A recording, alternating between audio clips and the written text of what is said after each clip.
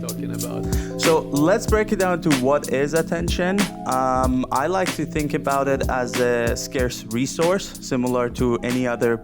You have gold, you have money, you have all these stuff are scarce in the world.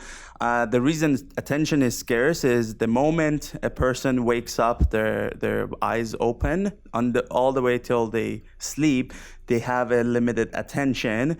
And where that is spending, looking at billboards, looking at a movie, talking to friends, all of those are how they're spending their attention. Attention as a currency, pretty much. As a currency, exactly. And throughout the world, we have a population of 8 billion people. Accumulate all that. That is the limited attention available for businesses, for people, for everyone.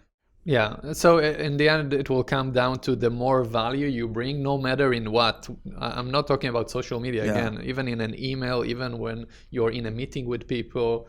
If you're going to bring deliver a keynote on stage, a lot of the time the people will just pull their iPhones and the attention is gone. So you have to always focus on that, and the more of it that you'll build, the more you can leverage later. Yeah.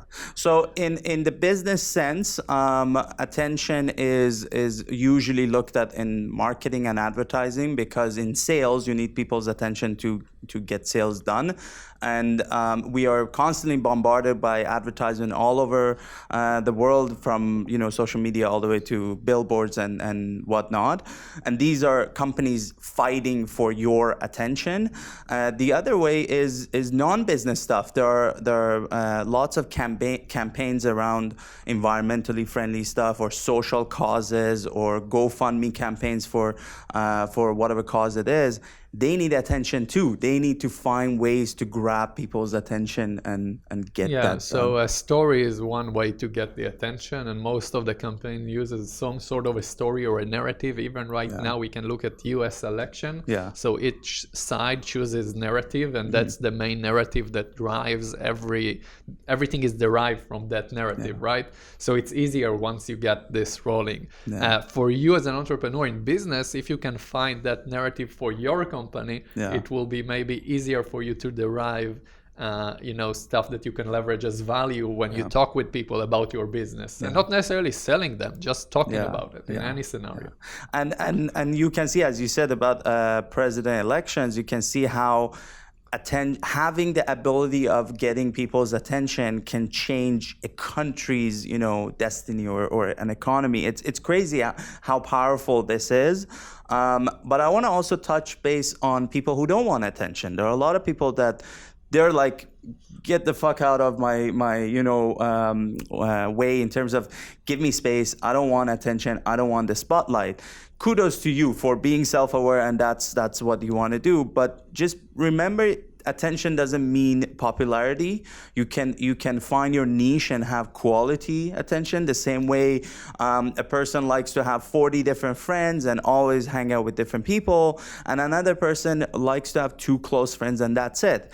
Your online attention or your general attention as a currency could look like that. You could have a limited people giving you attention, but quality conversations. We assume that you have some goals, right?